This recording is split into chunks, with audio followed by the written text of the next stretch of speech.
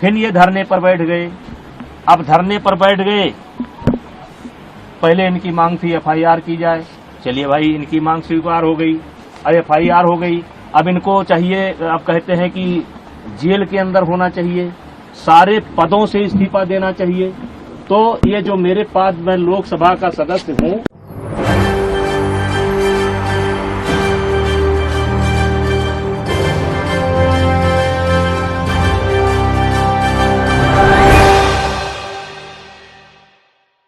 नमस्कार, मैं हूं मोहम्मद आसिफ और आप देख रहे हैं SPN न्यूज़।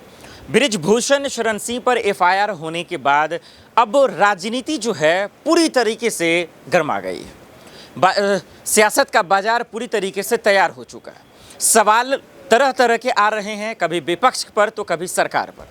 लेकिन इन सब के बीच में जो बृजभूषण शरण सिंह ने खुलासे किए हैं वो अब समझने का वक्त आ गया। तो चलिए जरा बारीक से समझते हैं कि कैसे एक तरफ पूरा सियासत उनसे मिलने जा रहा है, तो बृजभूषण शरण सिंह के परिवार की तरफ जरा सा समझते हैं कि उनकी पत्नी, उनका बेटा और बृजभूषण शरण सिंह के परिवार का क्या होगा, इस रिपोर्ट से समझ। फिर ये धरने पर बैठ गए। अब धरने पर बैठ गए, पहले इनकी मांग थी एफआईआर की जाए। चलिए भाई, इनकी मांग स्वीकार हो गई, अब एफआईआर हो गई। अब इनको चाहिए, अब कहते हैं कि जेल के अंदर होना चाहिए, सारे पदों से इस्तीफा देना चाहिए। तो ये जो मेरे पास, मैं लोकसभा का सदस्य हूँ, ये पद मुझे दिनेश फोगाट की कृपा से नहीं मिला है, हमारे क्षेत्र की जनता ने मुझे दे रखा है। और एक बार नहीं, 6 बार दे रखा है। 6 बार मुझको दिया, मेरी पत्नी को दिया, और उनको उनकी कृपा पर नहीं है। और कुश्ती संघ का अध्यक्ष पद भी उनकी कृपा पर नहीं है। मैं चुनाव लड़कर के जीता हूँ। अब आपके माध्यम से आप सवाल पूछेंगे तो मैं कहना चाहता हूं, एक ही परिवार और एक ही अखाड़ा क्यों? हरियाणा के अन्य खिलाड़ी क्यों नहीं?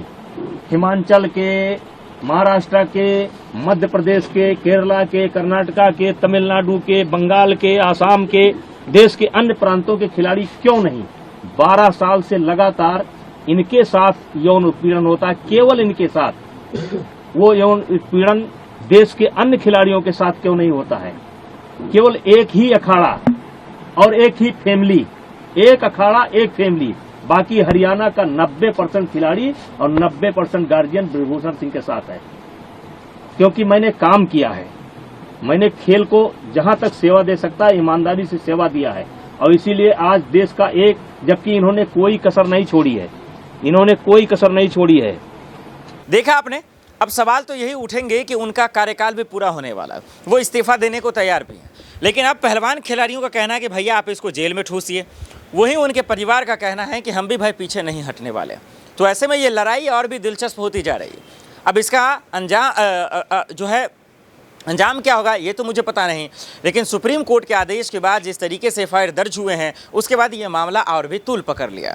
अब ऐसे में देखना पड़ेगा कि आखिर अब जो है बृजभूषण शरण सिंह जो खुलासे कर रहे हैं, इसको सियासत का एक नाम दे रहे हैं।